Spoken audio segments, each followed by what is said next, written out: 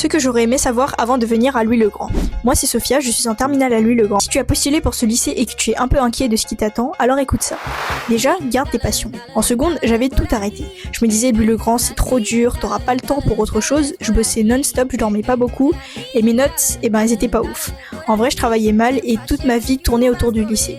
Aujourd'hui, je crée du contenu tous les jours, j'ai une petite communauté et je fais du piano, de la pâtisserie, de la cuisine en parallèle.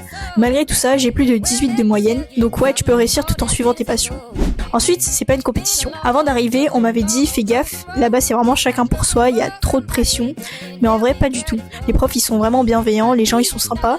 Et oui, tu travailles, mais en vrai comme dans tous les lycées, et c'est pas la guerre ici, donc ça va. Et le plus important, tu as ta place au lycée. Moi je venais d'un collège du 94 complètement paumé et personne connaissait Louis-le-Grand. Quand j'ai dit que je voulais y aller, on m'a dit t'es sûr? Aujourd'hui je suis là et je regrette pas du tout. Si t'as été pris à Louis-le-Grand, c'est que t'as ta place. Et si t'as pas été pris, mais ne t'en fais pas parce que c'est pas terminé. Et si t'as des questions, mets-les en commentaire, j'y répondrai. Abonne-toi si tu veux suivre les prochains jours parce que je fais une vidéo par jour jusqu'à la fin du lycée à Louis-le-Grand et aujourd'hui c'est le jour 15. Et voilà, maintenant tu sais exactement